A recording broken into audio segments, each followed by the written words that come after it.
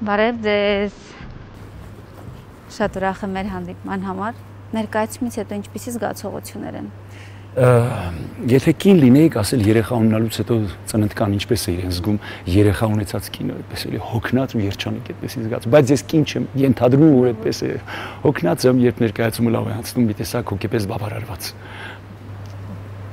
Եթե այն չի անցնում, մի քիչ ավելի լարված եմ, տխուր, նշանակում է շատ աշխատանք կա։ Շփվում եք հանդիսատեսի հետ այդ ժամանակ կամ հետո։ Չէ։ Մտերիմների հետ ներկայացում եմ, նկարվում եմ բոլորի հետ, փաթաթվում ենք, շնորհակալություն գնացին, հետո մենակ տուն գոլթեյ վերջու պարկել քնը։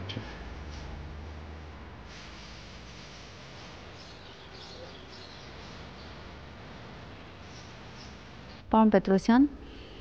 ներկայացումը դիտել եմ մեծ սիրով, մեծ հարցադրումներով եւ մեծ պատասխաններով։ Այսօր, երբ փորձին հետևում էի, հարց առաջացավ. օրորոցային ինչպիսի երգ է ձեր հիշողության մեջ, որ ձեր մայրն էր երգում հատկապես ձեզ համար։ Ցավոք ես չունեմ հիշողությանս մեջ այդպիսի երգ։ Ես չեմ հիշում մայրս ինչ է երգել։ Զարմանալի է, որ մայրս իրականում շատ երգող կին էր։ Ես նրա երգերը հիշում եմ, ժողովրդական երգեր էր երգում, ազգային հին շատ լավ երգեր, բայց օրորոցային այդպիսի չեմ հիշում։ Գորանիներ էր շատ լավ երգում, ջաղացած պատիկ ժողովրդական երգեր, գուսանների երգեր էր երգում, այսօր ես իմ յարին տեսա, շատ երգող կին էր մամաս, երգող բարող, ինչպես ինքն էր իր մասին ասում, գյուղի թռչկոտան աղջիկ, շատ սիրուն կին էր այդպես, շատ կարդացած, շատ խելոք, ու օրորոցային չեմ հիշում, զարմանալի է։ Իսկ ինչու օրորոցայինի պատգամը, թեև պարզ է, որ օրորոցում, ինչպես ներկայացման մեջ, հաղորդագրության մեջ ամեն ինչ դրվում է։ Օրորոցայինի մասին եմ ես խոսում, օրորոցայինի միջոցով եմ մարդկանց հետ խոսում, որովհետև այսօր շատ դժվար է մարդկանց հետ խոսել։ Մարդիկ չեն ուզում լսել, չեն ուզում հասկանալ։ 2-3 բառ եւ արդեն մի տեսակ կարգավիճակ են քեզ տալիս քո մտքերին։ Շփման երիզները շատ խտացել են, շատ դժվար է մարդկանց հետ շփվել։ Ես անընդհատ փնտրում էի մի թեմա, որի միջոցով կարողանայի հանգիստ զրուցել, որ մարդիկ լսեն, թեկուզ լսեն, ոչինչ չեմ ուզում ուրիշ։ Եվ ես հասկացա, օրորոցայինն է։ Մայր, օրորոցային, սա թեմա է, որի շուրջ մարդիկ կարող են մի քիչ գոնե լռել, հուզվել, չէ՞, ամեն մարդ իր մայրական հիշողություններն ունի, իր օրորոցային հիշողություններն ունի։ Սա մի բան է, որի մասին իսկապես կարելի է խոսել, եւ ահա օրորոցայինի միջոցով, մոր միջոցով եմ ես մոտենում մարդկանց։ Հակառակ դեպքում այսօր շատ դժվար է մարդկանց հետ խոսել։ Ինչի մասին ուզում ես խոսիր, ինչի մասին ուզում ես, քեզ անպայման կորակեն որպես քաղաքական էսինչ կամ այնինչ թիմի մի մասնակից, կամ չափից ավել մի ակտիվ մարդ, չափից ավելի պասիվ մի մարդ։ Շատ դժվար է այսօր, մենք իրար այսօր չենք հասկանում, չենք ուզում հասկանալ ահա թե ինչ։ Պատճառը սա էր գլխավոր, որ ես ընտրել եմ այս թեման։ Իսկ մոր կերպարը արդյոք թիրախում չի հայտնվում, որովհետև մեզ համար մայրը վեհություն է եւ մայրը անսխալական է, աստվածային է երջում։ Երկու վերաբերմունք կա, որ նկատմամբ այս ներկայացման մեջ, աստվածացման, սա շատ կարևոր է, ես փառաբանում եմ հայ մորը, աստվածացնում, բայց միաժամանակ քննադատում, ցավացնում եմ շատ։ Ես դիտմամբ այդ երկուսն եմ արել, որովհետև քննադատել, ցավացնել առանց աստվածացնելու ես չի կարող։ Իմ ներսում հայ մայրը ոչ միայն իմ, ես մենակ չեմ։ Աստվածության պես մի բան է, այո, աստվածություն է։ Հենց դա իմ հարազատ մորից է գալիս։ Անքննադատելի մի բան է։ Ես մտածեցի, որ բոլորի մոտ էլ այդպես է, գոնե շատերի մոտ այդպես է։ Մոր թեման եմ առաջ քաշում, որովհետև մոր միջոցով եմ նաև խոսում, քննադատում եմ մորը, ցավացնում եմ մորը ասելու համար սիրելի մայր, ախր չէ որ այսպես էլ կարելի անել։ Սիրելի հայ մայր, դու որ աստվածային կամքով օժտված ես այսքան բան անելու, չէ որ կարող ես նաև սա անել։ Ինչու սա չես անում, սա ես անում։ Լսում են ձեզ։ Ես չեմ կարող ասել։ Գիտեք, արվեստի գլխավոր խնդիրը մտածել տալն է։ Ինչ չափով կազդվեն, ինչ չափով կմտածեն, կհամաձայնվեն կամ չեն համաձայնվի հակառակը։ Գլխավորը մարդկանց հոգին խառնելն է, փոթորկելն է մարդուն, որ նա անտարբեր չմնա, դուրս գա ու երկար մտածի, այո, ինչու եմ սա անում, իսկ ինչու սա չեմ անում։ Ինչու շատ երեխա չեմ ունենում, ինչու եմ ունենում, ինչու եմ երեխայիս ասում գնա, ուրիշ տեղ ապրի։ Ինչու եմ ես ինքս գնում, չգիտեմ, շատ հարցեր կան, որ ես ներկայացմանը դնում եմ եւ այդ հարցերի միջոցով խոսում եմ մարդկանց հետ։ Կամ երեխային ասում են գնա պաշտպանություն հայրենիքի։ Այո, այդ հարցն էլ կա։ Չէ՞ որ բոլորը չեն ասում։ Այսօր ցավալիորեն մենք հասկանում ենք, որ բոլորը չեն ասում եւ բոլորը ճանապարհ են փնտրում փրկելու իրենց ворթիներին։ Ներկայացումը նաեւ դրա մասին է։ Էպոսը ընդգծված ձևով ներկայացնում եք։ Թվում է առաջին հայացքից շատ པարզ, շատ մեկնելի, շատ հասկանալի, բայց խորքերում այնպիսի հարցադրումներ են, որ մեր ճանապարհն է եւ հավաքական կերպարների մեջ մեր հարցականներն են։ Ի վերջո բոլոր հերոսների դեպքում մենք փնտրում ենք մայր, մայրություն կամ տերեր։ Այսպիսի կարևոր հարցադրում կա, մենք որբ ենք։ Ես այդպիսի զգացողություն ունեմ, որ կարծես մեր ժողովուրդը իրեն դարեր շարունակ որբ զգալով, այդպիսին է կերտել իր հերոսներին։ Դավիթը որբ է, փոքր մեղրը նույնպես որբ է, եւ այդ որբությունն երևում է նրանց գործունեության մեջ։ Նրանք կենսակերպում նրանց։ Գիտեք, որբ երեխաներն ունեն ինչ-որ հատկանշական բաներ։ Օրինակ, որբերը, մանկատան որբերը ես գիտեմ, շատերը մտածում են, որ իրենք վատն են, դրա համար իրենց ծնողներն իրենց լքել են։ Երեխան ունի այդպես բարդույթ։ Ես վատն եմ։ Տեսեք մեր ժողովուրդ ճիշտ նույն ձևով։ Շատ-շատերը մտածում են, որ մենք ժողովուրդ չենք։ Մենք լավը չենք, մենք վատ ազգ ենք, դրա համար մեզ կոտորել են։ Մենք շատ վատն ենք, տեսեք ինչքան վատն ենք։ Ամեն քայլափոխի մենք այդ ենք տեսնում։ Ախ, ինչքան վատն ենք մենք։ Որփի կոմպլեքս որպես։ Բայց մեծամիտ էլ ենք, զուգահեռ իհարկե դա էլ կա։ Որփի բարդույթ կարծես լինի։ Փոքրիկ Դավիթը շատ փոքր ասակում Մսրում մի պահ խավարի մեջ է մեծանում, նրան փակում են խավարում, ինքը չգիտի ինչ արվի ճառագայթ եւ այդպես կարծես մեր ժողովուրդն էլ չգիտի, նա ծանոթ չի իր պատմությանը, իր հայրական ժառանգությունը, չգիտի ինչ է, ով է, որտեղից է, ուր է գնում, ծանոթ չի, այդպես որպի պես մեր ժողովուրդն էլ կարծես այդպիսի վիճակում լինի։ Ես օրինակ այսպիսի բան ձեզ պատմեմ իմ մանկությունից։ Ես որբ չեմ եղել։ Այդ զգացողությունը չեմ ունեցել։ Ես 14 երեխան եմ, ամենասիրված երեխան եւ մեծացել եմ ազատության մեջ, Բաքվում եմ մեծացել։ Իմ երազանքը, իմ երանությունը դա մեր Բաքն էր։ Այդ ազատությունների մեջ, գիտեք, փողոցի ազատությունը այնպեսի բան է, որ ոչինչ չես փոխի եւ փոխարինի։ Բայց այնտեղ այդպեսի բան կար։ Երբ ես ծնվել եմ, հայրս եղել է 47 տարեկան, 47-50 տարեկան, այսինքն հայրս կարծես պապի կլիներ իմ։ Այն ժամանակվա անկալմամբ, այսօր չէ, հիմա 50 տարեկան տղան փոքրիկ երիտասարդ չէ, նոր կյանք մտած չէ, այն ժամանակ այդպես էր։ Եվ ինչ որտեղ հորս կարծես փոխարինում էր տարիքի բերումով մեծ եղբայրս 11 տարի ինձնից մեծ։ Եվ ես հիշում որ Բաքվում երբ խոսում էին իրենց պապաների մասին, հայրերի մասին, ընկերներիս հայրերի երիտասարդ էին, ես էլ խոսում էի մեծ եղբոր մասին։ Եվ երբ իրենք պատմում էին իրենց հայրերի մասին, թե իրենց հայրը մի անգամ եկավ, էս եղավ, այն եղավ, ես էլ սուտ պատմություններ էի պատմում եղբոր մասին։ Ես սուտ բաներ էի պատմում եւ բնականաբար հավատում էին իմ ընկերները, ես այդպես փառաբանում էի, սա էլ մի տեսակ որբության բան է։ Մեր գոռոզամտությունն էլ գալիս է դրանից, որովհետեւ ուժեղ մարդը հոգեվոր ունեցվածք ունեցող մարդը, ֆիզիկապես պինդ մարդը, ժառանգության տեր մարդը առանձնակի կարիք չունի այդպես գոռոզամտանալու, այդպես եմ կարծում։ Եվ կարծում եմ, որ այդ ուղղությամբ պետք է մենք կարողանանք աշխատել։ Մենք եթե կարողանանք մեր մեծ ու հին ժառանգությունը բերել առաջ եւ ժողովուրդը ճանաչի ինքը ով է, որտեղից է եւ ուր է գնում, շատ բան մեր կյանքում կփոխվի։ Ցավն այն է, որ հասարակության այն փոքրիկ զանգվածը, որ պետք է դա անել, ինչ օբյեկտիվ եւ սուբյեկտիվ հանգամանքների բերումով չի կարողանում դա անել։ Մեղադրելով չեմ ասում։ Դա դառը փաստ է, բայց այդպես է։ Ես այդ զանգվածի մեջ եմ մտնում իդեպ։ Որ չեք կարողանում անել։ Չենք կարողանում, այո, մենք չենք կարողանում դա անել։ Այսօրվա հասարակության առաջնորդող մասը չի կարողանում առաջնորդել մեր հասարակությանը։ Ժամանակին նաև այդպես դժվարությունները, երբ եկան, դուք գնացիք Փարիզ, Ֆրանսիա։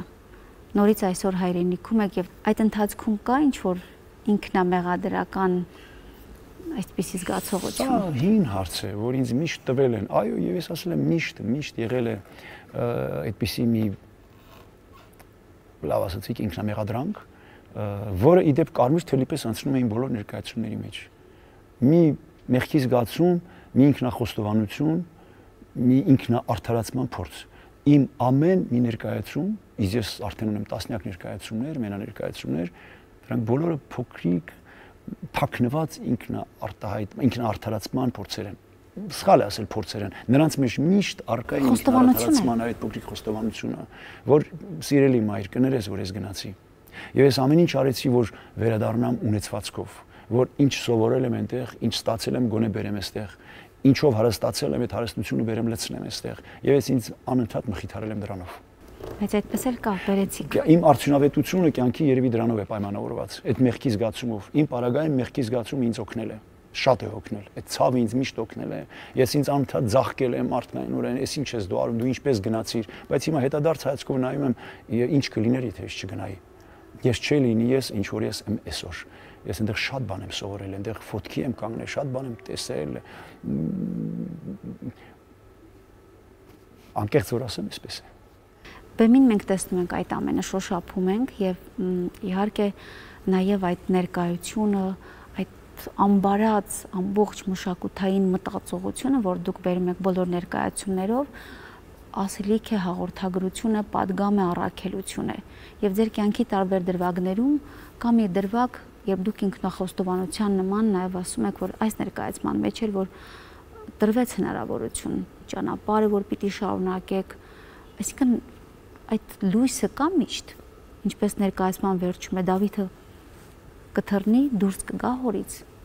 Էպոսը ասում է, որ պիտի դուրս գա, Էպոսը ասում է, որ պիտի դուրս գա։ Դավիթը քնած է հորում եւ այսօր այդ պահն է, մեր ժողովուրդն էլ քնած է հորում։ Դավադրաբար քնած է եւ մենք անգամ չգիտենք, թե ով է մեզ քնեցնում։ Շատ հաճախ մենք որ պայքարում ենք այսօր, մենք պայքարում ենք թշնամու թրի դեմ, ոչ թե թշնամու մտքի դեմ։ Երեխաները որ կռիվ են խաղում, տեսել եք ինչպես են փայտերն իրար խփում։ Մենք իրար չեն խփում։ Մենք չենք ըմբռնում, թե ով է եւ ինչպիսին է մեր թշնամին։ Այդ թշնամու փայտի կտորների հետ ենք մենք պայքարում, հենց այսօր էլ այդպիսի վիճակ է։ Իրականում մենք կարծես քնած լինենք։ Եվ ժողովրդին արտնացնողը, Դավթին արտնացնողը ձենով օհանը պիտի լինի։ Այսինքն մեր ձայնը, ժողովրդի ձայնը։ Բայց եթե տեսնում եք նայել, կարծես քնած է օտար գաղափարախոսությունների ազդեցության տակ։ Փշի գաղափարախոսություն, թե հակառակը չի կարողանում ոտքի կանգնել, բարդույթավորված է։ Մեր մտավորականությունը այդ իմաստով կարծես բարդույթավորված լինի։ Մեր մտավորականությունը մենք այդ ուժը չունենք, ով այդ խելքը, ինտելեկտ ունի, կամային հատկություններ չունի։ Այդ հարցը լուծելու, այդ բռունցքը խփելու, այդ վճռականությունը չունի։ Մտավորական միայն չի նշանակում լինել մայր ժողովրդի զավակը։ Ես օրինակ հասկանում եմ, ես օրինակ ինձ պատկերացնում եմ իմ ժողովրդի զավակը։ Ես պատկերացնում եմ, որ ես պատրաստ եմ մինչև վերջին վայրկյան լինել իմ ժողովրդի կողքին, բայց մտավորականը ավելին է։ Մտավորականը պետք է ունենա հոր ձիրքերը, նա պիտի ունենա բռունցքը սեղանին խփելու ուժը եւ կամքը, եւ պիտի ասի, գիտես ինչ կա, մայր ջան կամ երեխեք ջան, բռունցքը խփի սեղանին ու ասի, այսպես պիտի լինի։ Շատ դեպքերում մեր մտավորականները, որոնք այն մարդիկ, որոնք իսկապես այդ խելքը ունեն, մտքի հնարավորություն ունեն, կամային հատկությունները չունեն, չեն կարող խփել բռունցքը։ Ովքեր այդ բռունցքը կարող են խփել, նրանք այդ խելքը չունեն, նրանք մտավորական չեն։ Ինչպես անել։ Այդպես է ստացվել, որ հիմա գալով նորից Դավիթը քնած հորում, բայց միևնույնն է մեր մտավորականությունը, ձենով օհանը ինչքան էլ իրեն քնեցնի, անսալով իր ներքին ձայնին, թքաստեկինից ինչ կասի, այդ օտար գաղափարախոսությունը, այնուամենայնիվ անսալով իր ձայնին վեր է կենում գնում է, բարձրանում է լեռը, ձիերի հետ հրաշալի տեսարան կա, որ ես չեմ կարող ամբողջ էպոսը պատմել, վերջը վարձանում է ձիու միջոցով իր սև ձիով գնում է սարի գլխին, կանգնում է լեռան գլխին եւ ճչում է Դավիթ, այնպես է ճչում, որ դղրդում են սարերը, Դավիթն արթնանում է։ Մեր ժողովուրդը պիտի արթնանա, իսկ երբ ժողովուրդը արթնացավ, դուրս եկավ թուրքեցակին ձեռքին, այնտեղ արդեն նրա դեմ ոչինչ չի կարող բան, արդեն վերջ նա հաղթի։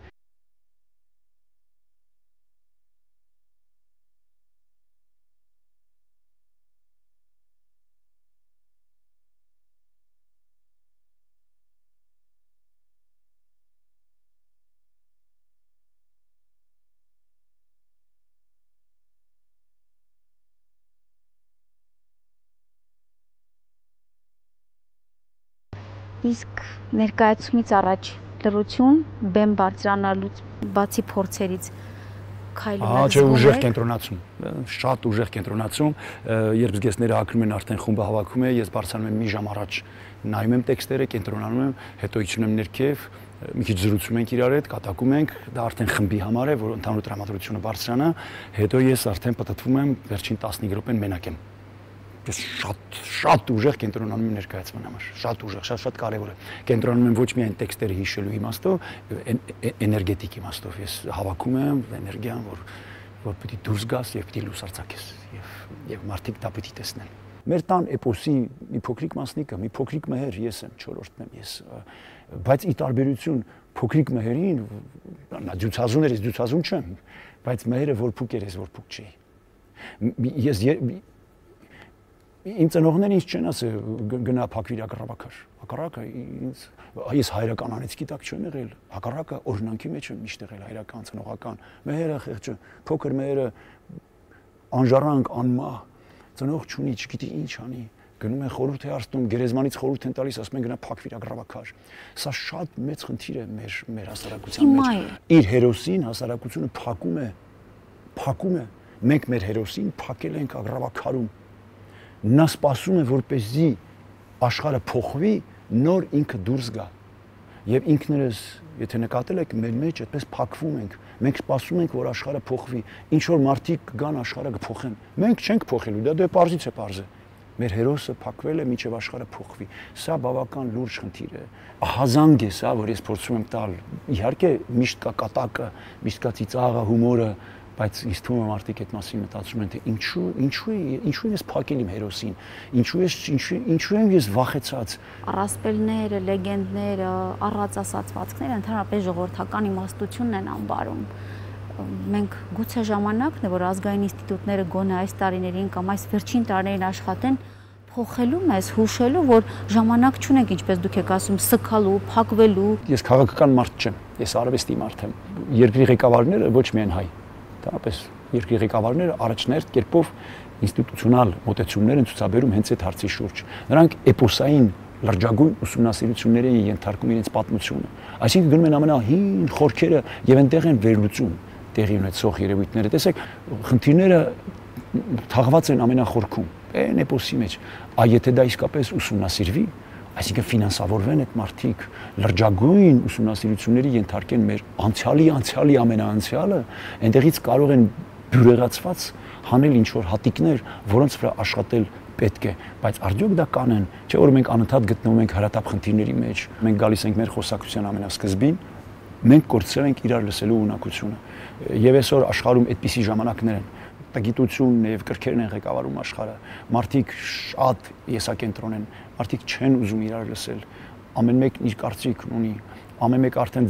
ձևավորել եւ քարացրել է իր կարծիքը եւ նրա բանականությունը վիրավորվում է, երբ լսում է մի նոր կարծիք, չի էլ ուզում անգամ լսել, բայց գանք մեր ոչխարների, ինչպես ասում են, մեր երկրում վիճակն այնպեսին է, որ մենք իրավունք չունենք իրար չլսելու։ Մենք ունենք խնդիրներ, որոնց լուծելու համար անհրաժեշտ է այդ կարողությունը իրար լսել, արժեքավորել իրավիճակը եւ լուծումներ գտնել։ Մենք պիտի սթափվենք։ Գիտեք, ինչպես ես պատկերացնում եմ ճիշտ այնպես, ինչպես ես հիշում եմ այն կադրերը, երբ դուք Աղավնոյում էիք։ Սահմանամերձ մի գյուղում, որտեղ երեխաները կփայփային ձեզ հետ այսպես երկխոսել։ Գուցե այդպես, որ սահմանամերձ բնակիչը չմտածի, որ հոգնել է արդեն ինքը ապրել նշանակետի տակ։ Ես մտածում եմ, որ սահմանային գյուղերի բնակչությունը պիտի յուրահատուկ փիլիսոփայությամբ զինվի։ Այստեղ վախենալու ոչինչ չկա։ Գիտեք, ժայռերի վրա այդպես ապրող թփեր կան, տեսել եք, ժայռերի վրա ապրող այծեր կան, տեսել եք, կանգնում են այդ ժայռերի վրա եւ միայն իրենք կարող են կանգնել։ Ոչ մի ուրիշ կենդանի չի կարող այդպես։ Երբ կոփվում է կենդանին իրեն աշխարհագրորեն տրված այդ տարածքում, երբ այդ տեղի մարդը կոփվում է որպես այդպիսի ծառ, նրան շատ դժվար է տեղում փոկել, երբ նա հասկանում է իր միսիան, երբ նա հասկանում է իր տեսակը ինչու է այստեղ, երբ նա սիրում է իր տեսակը հենց այդպիսին, երբ նա հպարտ է իր տեսակով, նա կարիք էլ չունի, ընդհակառակը նա իսկապես ուրախ է, որ արևը ծագեց, որ լուսինը եկավ, որ անգամ բարդություններ ու դժվարություններ կա, որ ինքը այս կետի վրա է կանգնած, ինքը ուժեղ է եւ ինքը պիտի պաշտպանի։ Խնդիրը այն է, որ նրանց պետք է զինել այդ փիլիսոփայությամբ, այդ գաղափարախոսությամբ։ Դիզերքում արդար ու անարդար չկա։ Դա մարդու ընկալումն է այդպեսին։ Նիչեն մի ասում եմ միտեղ չկա բարոյականություն, կա բարոյական երևույթների բարոյական եւ անբարոյ մեկնաբանություն։ Ինչ որ առյուծի համար բարոյական է, եղնիկի համար անբարոյ է։ Ինչ որ բորենու համար բարոյական է, ոչխարի համար անբարոյ է։ Սա շատ հստակ պետք է հասկանալ։ Ինչ որ անում է մարդկային հասարակության մեջ ուժեղը, դրա համար շատ բարոյական է։ Այնպես որ եթե դուք ասում եք կա բարոյական, նայած ում տեսանկյունից եք ուզում ասել։ Դիեզերքում ամեն ինչ արդար է, բարոյական է, քանի որ իմ անձնական, այսպես ասած, կարծիքով դիեզերքը արարչի զորությունների եւ օրենքների տակ է շարժվում, զարգանում, անընդհատ եւ արարիչը ամեն տեղ ներկա է։ Ես ձեզ հարց տամ, մենք քրիստոնյա ժողովուրդ ենք։ Քրիստոսից հարցնեմ, ինչ էր Քրիստոսի ճանապարհը։ Ինչու ենք ուրանում դա։ Ինչ է նրա խաչի պսակը, իսկ մենք ինչ ենք ուզում անցնել այդ ճանապարհը առանց այդ խաչի, առանց այդ պսակի, այդ փշեպսակի, բայց չէ որ լույսի ճանապարհը դեպի Գողգոթա այդպես է տանում։ Բայց անցնում ենք, չէ։ Բա անցնում ենք, բայց չենք ուզում դա գնահատել։ Մենք ուզում ենք փախչել, խուսափում ենք դրանից։ Մենք ուզում ենք հարմարավետություն։